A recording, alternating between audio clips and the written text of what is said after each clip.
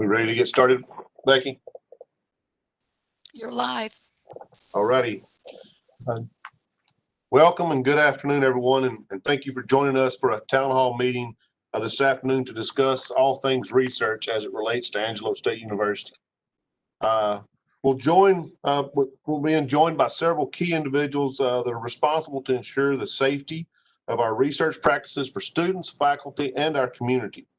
I'll introduce everyone and then we'll go back through and ask each of the groups to give us some updates in their areas. Once we have updates, we will jump into the questions that have already been submitted. As you know, joining us here today, we have the co-chairs of our Institutional Animal Care and Use Committee, Dr. Steve Brewer and Dr. Chase Runyon. We have our co-chairs for our Institutional Biosafety Committee, our IBC, Dr. Edith Osborne and Mr. Sam Spooner, who is also the Director of Risk and Emergency Management for Angelo State University. We have the Chair of the Institutional Review Board, or the IRB, Dr. Tay Hack, and we have the Director of our Sponsored Projects, Katie Plum, and the Director of Student Research, Elizabeth Randall. I am Michael Salisbury, the moderator of today's town hall, and I'm also the Dean of the College of Graduate Studies and Research. The slides you saw as you were joining us today explain some of the housekeeping for the meeting. I do want to remind everyone today that today's meeting is being recorded and it will be available at angelo.edu/commitment. Now we'll go through and have some updates from our various committee chairs. I'd like to ask Dr. Tahak to provide us with an update from the IRB as it relates to research and human interactions. I can say her committee's been extremely busy. Just like the rest of the world, everything keeps changing daily, but her committee's been working to keep us updated and keep us safe. And so with that, Tay, can you give us some updates on the IRB, please?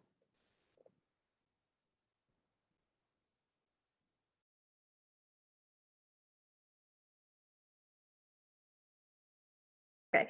Can you hear me now? Yeah, okay.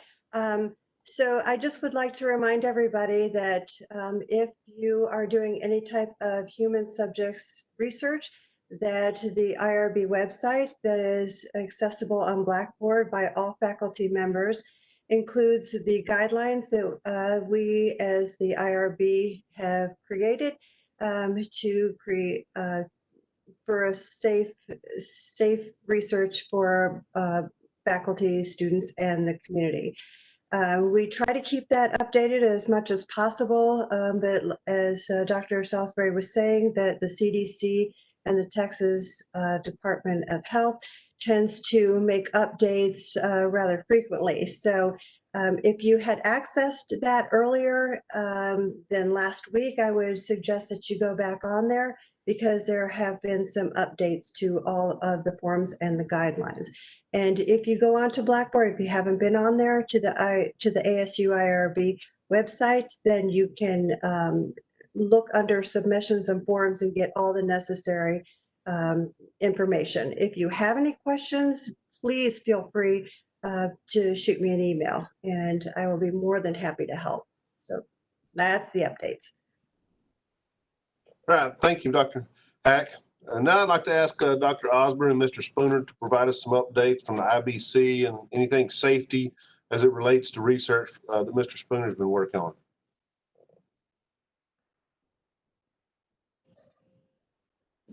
I can go ahead, Dr. Osborne.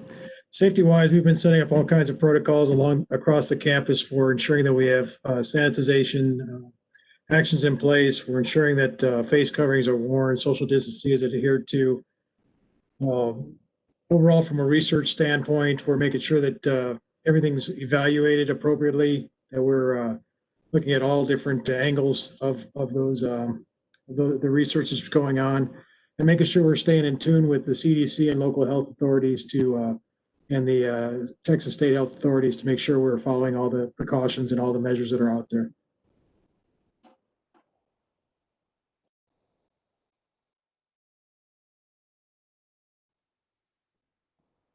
Edith, was there anything you'd like to add to what Mr. Spooner talked about?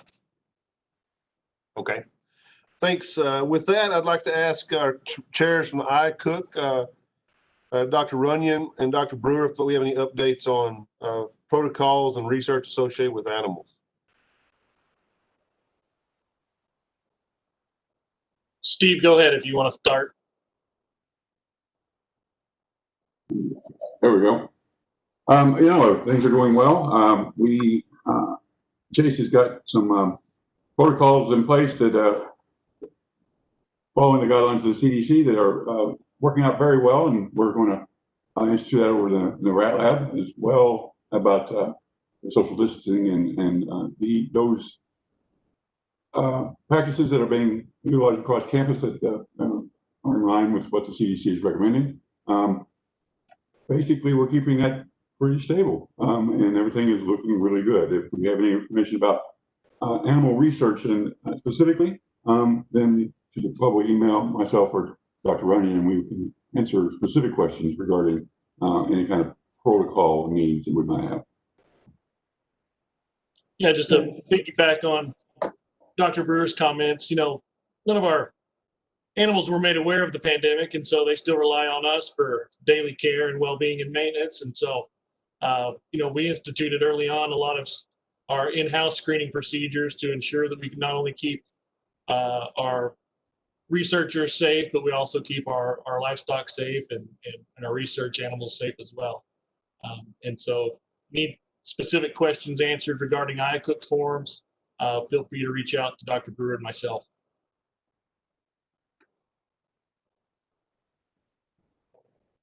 All right, thanks, gentlemen. We're having some technical difficulties a little bit. Our director of student research, Miss Elizabeth Randall, is having some issues. She's working to get on and get back to us. So with that, we'll move on to any updates on granting and so forth from the director of sponsored projects, Miss Katie Plum. Could you give us some updates, please? Certainly. Thank you, Dr. Salisbury. Well, one of the biggest things is it's really business as usual. And in fact, business has been a little crazy this summer. You all have been very productive in terms of your work in grants and other sponsored research. One of the things you'll be glad to know is that we are not letting a crisis go to waste. So we've moved most of our processes for routing and whatnot online, electronic in some way, shape, or form. It's not all in perfect form just yet, but we're working to get that moving forward so that you no longer have to have pieces of paper routing all over campus and waiting 2 or 3 weeks for those to get through. We are preparing to host several online presentations this fall. And so if you'll just keep an eye out in your email inbox, things like the grants process here at ASU, how it works, how to find funding, what the life cycle of a grant looks like, and a lot of other topics. And if there's a topic that is of particular interest to you, we encourage you to reach out to us so that we can plan on having those. We'll do it via WebEx in an environment similar to this.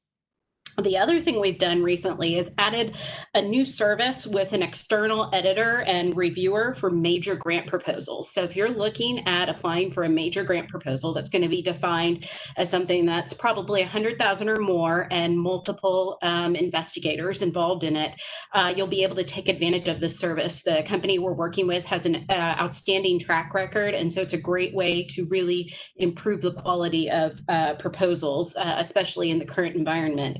One of the other things that we're doing is working closely with the Texas Tech University System Federal Relations team to keep on track with what's going on in Washington, D.C. in terms of current funding streams as well as expected ones, so that we can do a little bit of advanced planning, some really strategic planning in terms of getting ready for funding opportunities that we're expecting over the next couple of months.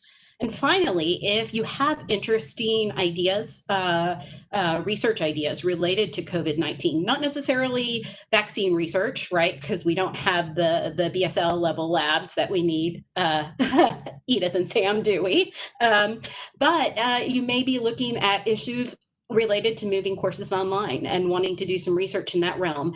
There are some special funding opportunities available for that. So we encourage you to reach out to us with those, and we'll be more than happy to help you find them as well as get you ready to apply for those.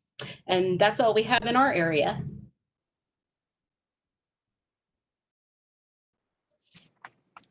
All right, thanks. Thanks for those updates. We'll go ahead and get started. Hopefully Elizabeth will get her technical issue corrected shortly. If not, I'll give you some updates that she's provided. as we move along. So from here, let's go ahead and jump into our pre-submitted questions. But as we go along, if you think of something you'd like to, type it into the Q&A section, and we'll get to those toward the end. We're going to start off with one that I'm going to take. I'll start off with the answer, but then I'll let the other groups kind of chime in as we go through, because this one's kind of a general one. The question reads, are there contingencies in place to allow for research projects to continue should the university have to shut down or switch everything to online? The short answer is yes. We have contingencies, but most of those contingencies are already in operation. One, most research facilities are low in terms of participation and occupancy, so we can maintain sufficient social distancing. We can maintain clean equipment, clean supplies, clean facilities, as well as face coverings, and keep everybody safe. But there's some questions later that'll come as well. But I'd like to ask Tay to kind of chime in here a little bit in terms of plans if we have to go online with some of our existing human interaction research. So it would be very similar to what we had before. When we had face-to-face studies that were being conducted before our spring break, and then we came back and everything tended to shut down, we pretty much had to close down any type of face-to-face studies at that time, unless it was an essential type of research that benefited the participant, and shutting down a face-to-face study in that regards would actually do more harm to the participant than not. Otherwise, then there's been a lot of resources that have been available to ASU in the way of transferring studies to an online format that many of the researchers have taken advantage of. So it's going to pretty much be on a case-by-case basis at that point, should that occur during the semester. Hey, thanks. Another area that you might think of in terms of animal involvement, but as Dr. Runyon pointed out during his intro, the animals really didn't pay attention to the fact that we have a pandemic going on. So whether it's research or not, the animals have to be cared for. So as long as we can maintain social distancing, those things should continue on business as usual, as long as we keep the humans involved safe. Okay, our next question I'm going to pose to the ICUT committee, so they can kind of tag team on this. And what will happen to research projects that are occurring, particularly animals, should the university close and switch everything to online limited student involvement on campus? I kind of started that answer there, but what do y'all see, especially I guess over in the psychology area and Dr. Brewer's area? How do you plan to handle those?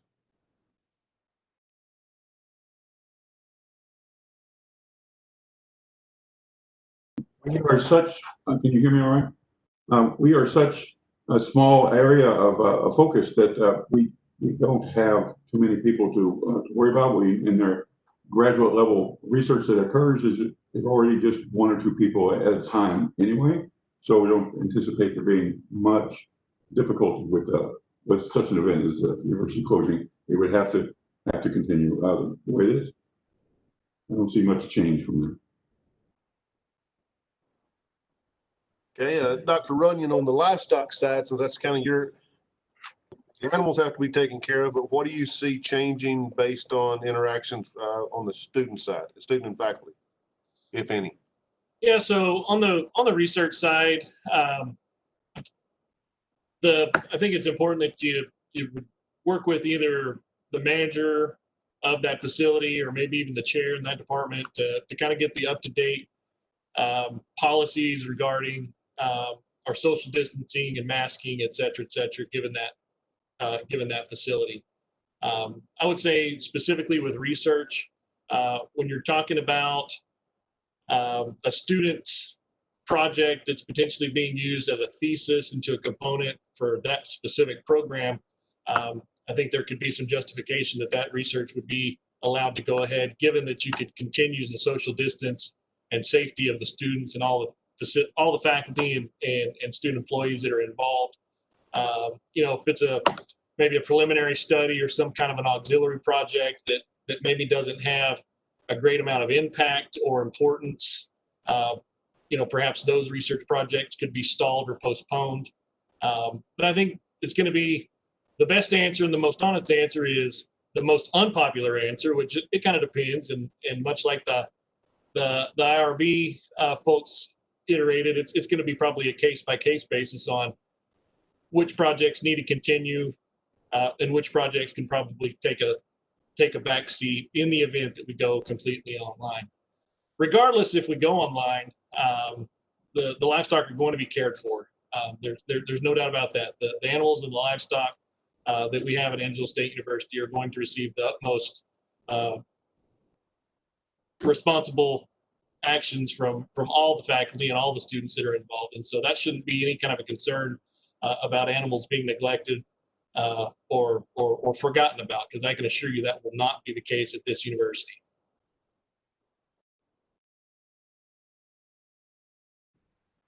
Perfect. Thank you. This next one is going to be for the IRB and the IBC together. I think it kind of both people would have something to do here. So I'd like to know what protocols we need to follow for lab-based research versus field-based research. Indoors, wearing a mask is easy, but perhaps not social distancing given the size limitations of our labs. Outdoor distancing may be easier, but wearing a mask when it's potentially 108 degrees Fahrenheit isn't always the best. Any suggestions, and how should we move forward? Go ahead and start with this. In the way of field research, we have actually on the IRB only have had one protocol ever come through where somebody had been outside for a limited period of time. They were looking at nature, interacting with nature, and some participants were outside for a maximum of 15 minutes. So granted, you can't predict what the temperature is going to be when people sign up to be in a study. So perhaps it is a day where there's like a high temperature, like in the hundreds.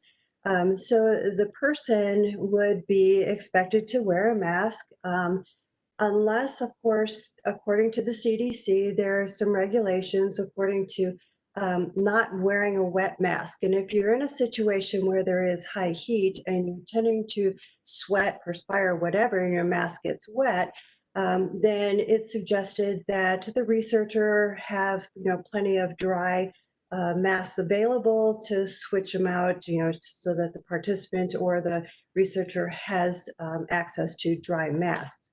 There's also a CDC guideline stating that wearing masks in temperatures that are, in high heat can have a detrimental effect and can contribute to heat-related illnesses. So in cases like that, if it was, something that was, being done outside, then the suggestion would be that the participant and or the researcher, as long as they could, socially distance with at least 6 feet apart, that they could, take their masks down. But when they needed to be closer than that, then they would put their masks on. So there's a couple of different options that are available depending on the type of study being done. But with, again, the IRB, we've only had one study in which that might be relevant. And I'm not sure, what other types of research that, different areas, maybe in ag or something where, people are outside. But with human subjects research, those would be my suggestions. The IBC, we were able to, well, this is not directly related to the IBC, but this summer we were able to have a field camp at the state park for geology. Dr. Satterfield worked with us on that procedures for that. We're able to do wellness screening. We're able to use masks. We're able to socially distance appropriately. The camp was successful. They got the mission done for the students that needed to do the work in the geology field. We've got some good procedures there as to how to keep the students safe and effectively complete their research thus, and haven't any problems with that. Obviously, it was hot during that time frame, and we worked with them to make sure that we had breaks built in, that we had time where they could socially distance apart from one another, and that they had the proper sanitization supplies available to them.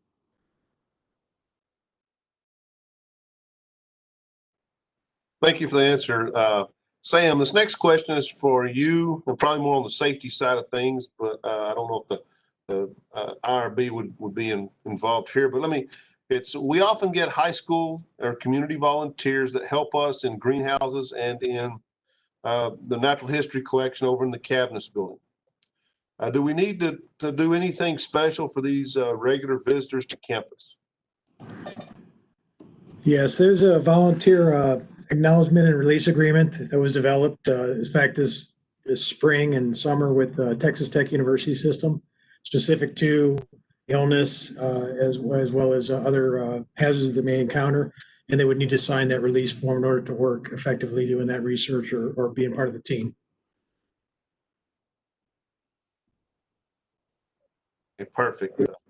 This next one kind of falls down the same line. I think it fits with IRB and the IBC as well, and also just on safety. But for student internships, some of which we have are research-based that we have at local businesses, government organizations like the Texas Parks and Wildlife, City of San Angelo, the Laura Bush Center, Shannon Hospital with our medical side, etc. Is there anything special we need to do for those? I know many students have been following the COVID guidelines for these organizations when they're working at these places, and not necessarily our own.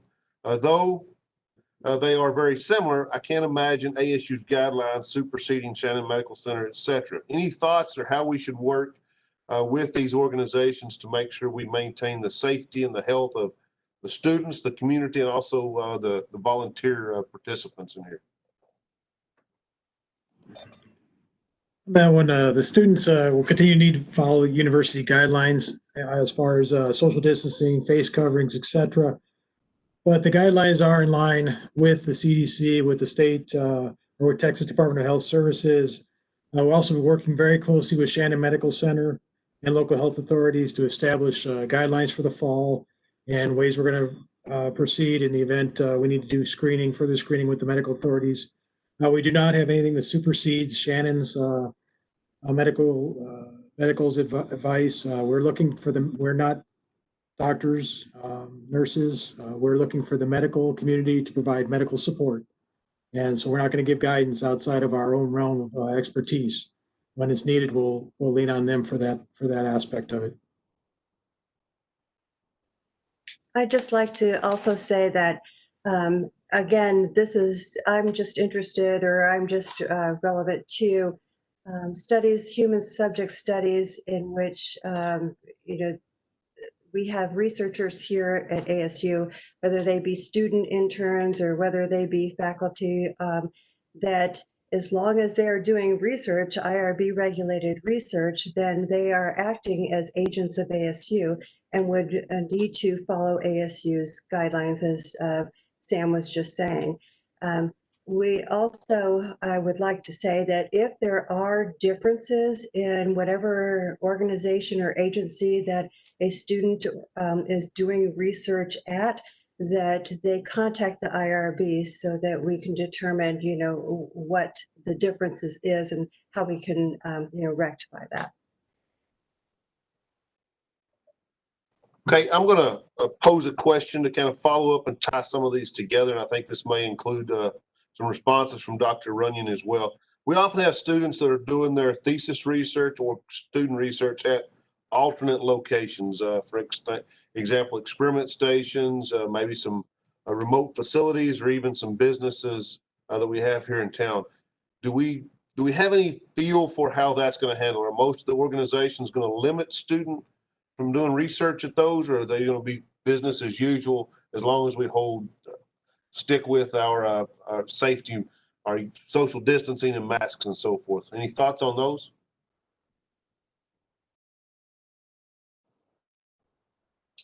I'll jump in, Dr. Salisbury. What little bit that we have as far as partners in research and collaboration so far that's not on campus have pretty much agreed that as long as we're taking care of ourselves and following guidelines that we have set, that they're not going to stand in the way or have any kind of opposition. And that's just a few examples that we have.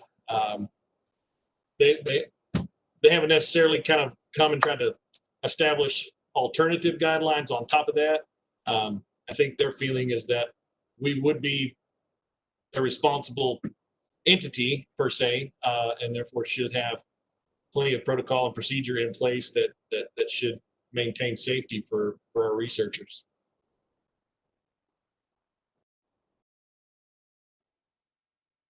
Any thoughts on moving on those types of activities, Sam? You feel comfortable with those as well? I mean, is that pretty much how you see working like state park and so forth for data collection and stuff working? Absolutely. We were able to do it this summer with the state park. We were able to set a protocol together and work closely with them so that we could get it accomplished and get it accomplished effectively while maintaining the safety of our students and our faculty and our staff that were involved with that. And that's what we really focus on, is that we ensure we know COVID-19 obviously is on everybody's minds, and it's first and foremost on ours. We want to make sure that everyone maintains a safe environment while they're working in the research area as well as any other area on campus. Perfect. Thanks. Elizabeth has still had some technical difficulties. She has a couple of questions that were posed to her that I'm going to go ahead and answer, and somebody else can chime in here as well if we need to. It says, are undergraduate students allowed to help and or participate in research? And then to go right along with that one, the question was how does an undergraduate student get involved in research? The short answer is yes, students are still involved. That's part of our mission as an institution with research base, is to maintain student involvement and excitement in the area of research. There are several organized programs in terms of small fellowships and so forth that students can apply for each year, just like they always are. But right now in the short run, and Dr. Runyon can chime in here or any others as well, and how we would do this, but if an undergraduate student is interested in conducting research, the first area they need to do is contact the departments of interest that they're in. Some will have official courses, some may not. Some it may just be a kind of a voluntary type to get involved, and contact them, and then also contact Elizabeth Randall over in the library in the student research office, and she can direct you there as well. But in terms of getting involved, the main thing would be just making initial contact with the department.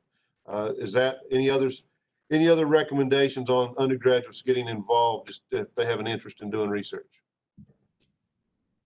I can chime in real quick, and that is for those who are already involved. And Elizabeth had already sent you all an email message. This is just a reminder that there's a special course for people doing research through the city program, which is our research compliance training program. It's a COVID-19 course. So if you haven't already completed that, and that's also actually for any faculty funded researchers, please remember to get that course completed soon. And that will actually answer some of your questions from earlier related to laboratory safety methods and whatnot.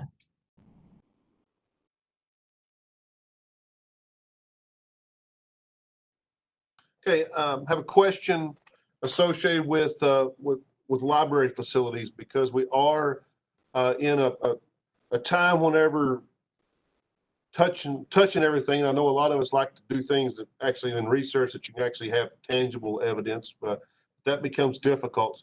So within the library, with limited access, with additional cleaning, trying to maintain social distancing, what provisions are there for a faculty member doing their literature searches and or students doing their lit searches? I've got a list of things from our executive director over in the library, Mr. Matt, that's given a couple of things I'm going to read to you on some digital stuff. We are going to continue to emphasize digital resources rather than print, rather than physical formats. This supports not only the mission of being safe, but also within our accrediting body to increase the modalities that we can offer our literature. The library is going to continue to accept items from faculty for review, but those do need to maintain mostly digital formats because we will limit the amount of physical contact we're going to have. Also, in terms of interlibrary loans, those are going to be only digital only this year. We know that there are some activities that or some items that are better, and digital makes it difficult. However, in this circumstance, we do need to continue to to do just the digital format. Then also any course reserves or research material placed on hold by faculty will be only digital as well. The university's library the committee is continually updating and monitoring their procedures to keep it as safe, but maintain as much activity as we have, or as many resources as we can for our patrons as well. And then also the West Texas collection, those of you that have doing any research or work there, that's going to maintain closed now until it gets moved to the new facility. So with that, obviously, if there's questions, contact the library and work that way as well. Okay. I also have another question for Katie as we talk about funding. We have some student funding student projects that have been funded moving forward that are already in place. What do we do about those that maybe need a report or need to be finished up this semester, but they've been placed on hold because of interactions from last fall or last spring, and they're still there? How do we deal with those projects and those funding resources and final reports and so forth? What can we expect from there? I know it's not all the same, but what can we expect from those situations? Well, there's really two answers here. One is going to be on the student research side, which Elizabeth Randall manages. What I would say in that case is, document what you were able to get done, and then go ahead and email Elizabeth and ask her for some guidance in terms of what you'd like to see in the report. When it comes to external funders, or for those of you who are faculty who have projects, most of our external funders really understand where we're at, and it's a matter of communicating early and often. Make sure that those come through my office as well. Some of them you may be emailing them directly, but also make sure to copy us just so we have a record of that. Again, a lot of this is just to cover ourselves in the event of an audit somewhere down the line, to show that we did our due diligence in terms of communicating, because the reality is we're not the only institution that's behind on things. A lot of institutions are in the same boat, and they're expecting these things to happen. We're looking at things like extensions, modifications, people who were going to go to an archive, for example, to do research. We're reallocating the travel funds to pay for making digital copies of some of the archival materials so they can still look at that. So we're trying to come up with some alternative solutions, very project specific, and anybody who's been to any of my grant sessions will know that the answer to every question is it depends, as someone else in this call alluded to earlier, and that's really going to be the case here. Is it's going to depend on the individual project. Okay, perfect, thanks. I've got a question posed on the Q&A asking about when will scholarship funding from undergraduate student faculty research grants be available? Do you have the specific dates on that, Katie?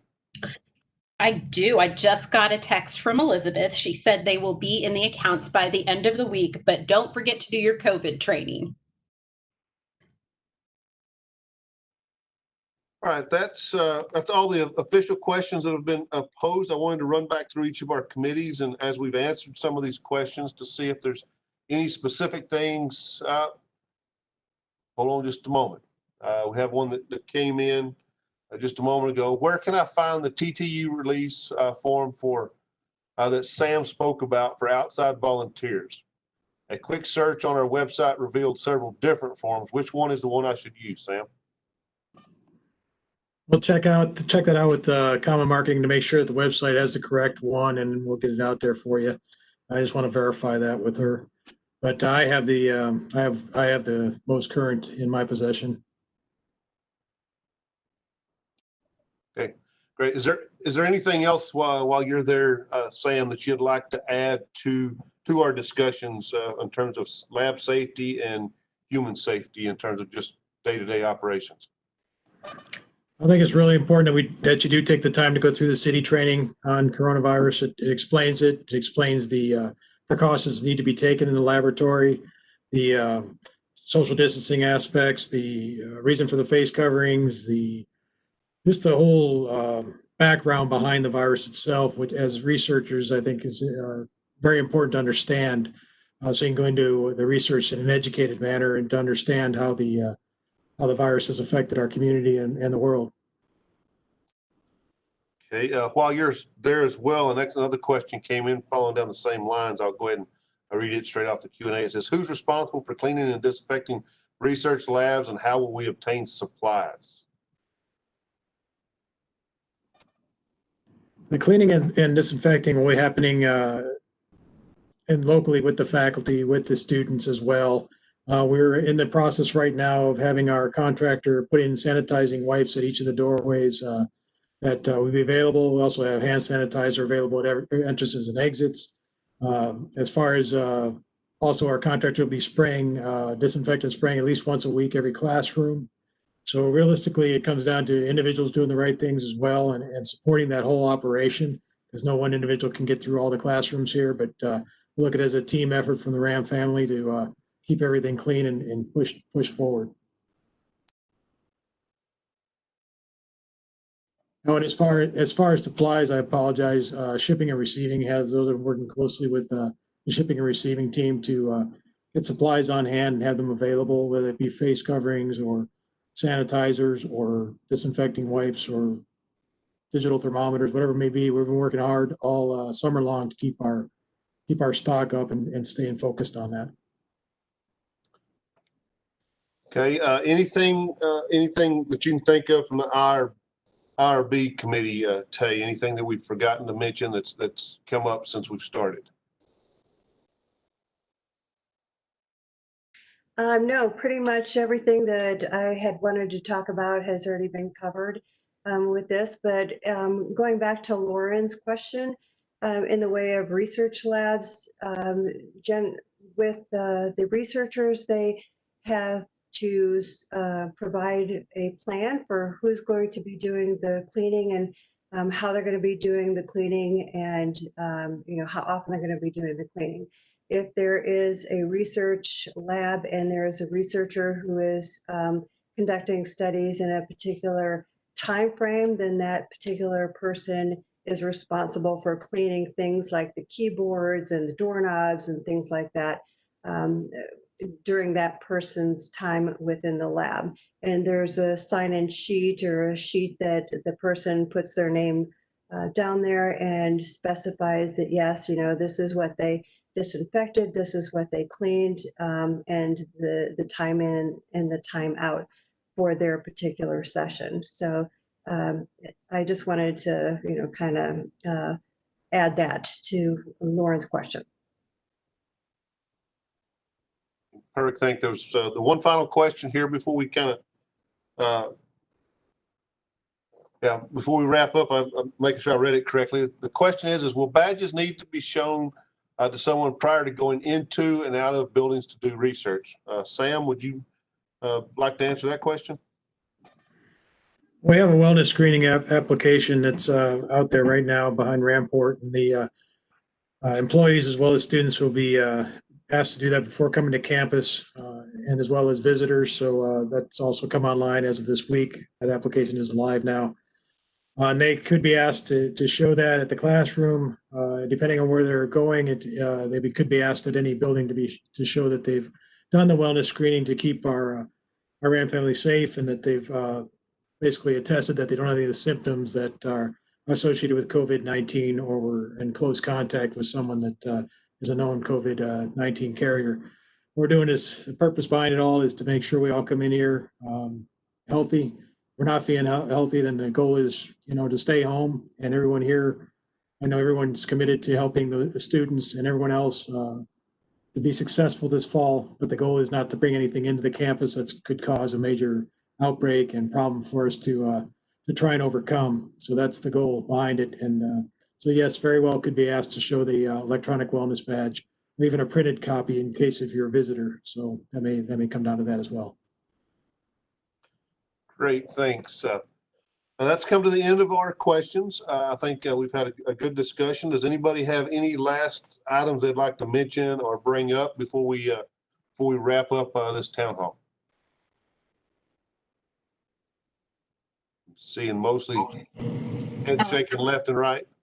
I think just one thing, just to make sure that y'all contact us if you do have questions. I think that's even on the IBC, just like we know that we work with organisms also, our organisms are not, that they can die, and that so that we, with our bacteria and our, some of the other organisms that you use for research.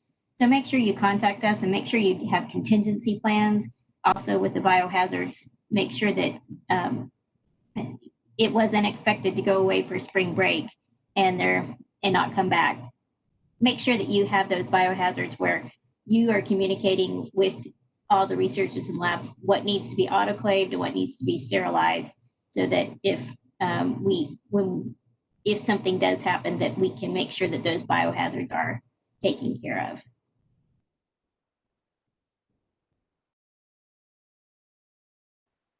Perfect. Thank you. I'd like to thank everybody for joining us here this evening. I'd like to thank especially our panel for taking the time to answer some questions. I think it's obvious there's been a lot of thought and put into making sure that we keep our family here on campus, faculty, staff, and students safe, but also concerned with our community because we are part of a bigger community of San Angelo, and I think we've done an outstanding job to keep everybody safe and healthy as we embark on this interesting fall semester we have coming up. So I'd like to reiterate one thing Dr. Osborne just mentioned. Communicate with whoever you're involved with. Communicate when it comes to research and involvement. And we can solve just about anything as long as we know about it. So with that, I'd like to thank everybody one more time for being with us here this afternoon, and wish everybody a happy evening, and see you in the fall.